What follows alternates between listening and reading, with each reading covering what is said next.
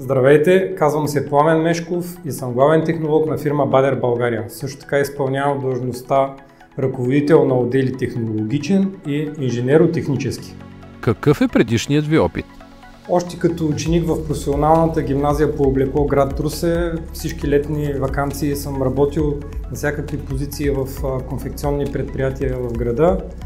След това вече като студент в Техническия университет София, професионалният ми опит, който успях да натрупам, беше на позиции пътуващ техник-технолог. Из България имах възможността да срещна и да опозная много конфекционни предприятия. Впоследствие заминах да живея и работя в Америка, където 6 години изкарах в фирма Gucci, бутика им, който се намираше в Беверли Хилс.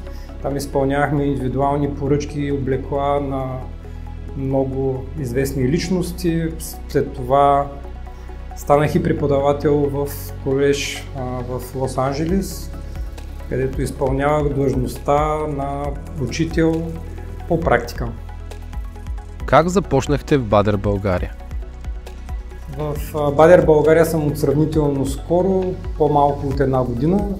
След завръщането ми в България от Америка имах няколко добри предложения от различни компании в различни сектори, но движен от професионалното ми желание за развитие и усъвършенстване, реших да приема именно офертата от Бадер България. Колкото и да са много приликите с конфекционния бранш, толкова са и много разликите с него, тъй като Бадер е производител на автомобилен интериор в автомобилната индустрия, което носи със себе си доста разлики и аз получавам възможността да доразвивам себе си. Каква е ролята ви в компанията?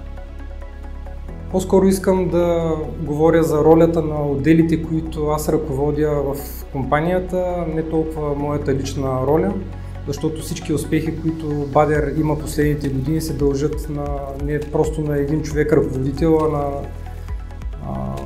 групата от хора, които съставят тези отдели. Отдел технологичен е съпортващ отдел, който подпомага основно отдел производство и при възникване на някакви проблеми те са хората, които трябва да намерят корективни мерки, които да гарантират, че тези проблеми няма да се случват следващ път. В връзка в това, че ние работим в автомобилната индустрия, има изключително голям обем от документация, които тези професионалисти съставят на ежедневна база. Другия отдел, който ръководя, е инженеро-технически. Това са момчета, които имат уникалната възможност да работят с най-модерните и най-инновативни технологии, машини и съоръжения, може би в Източна Европа. Те трябва да гарантират безпроблемната работа на тези машини, софтуерно и хардуерно. Какви са целите пред вас в Бадер България? Цел номер 1 е успешно завършване на проекта, по който работим последните няколко месеца, именно развойната дейност и умостряване на един автомобилен интериор на една от най-луксозните и известни марки производители на автомобили в света. Това ще допринесе за по-безпроблемно производство на този автомобилен интериор следващите 6,5-7 години. Като цел номер 2 естествено да продължаваме добрите тенденции за износ на висококачествен и добър автомобилен интериор на вече съществуващи и проекти, по които работим няколко години.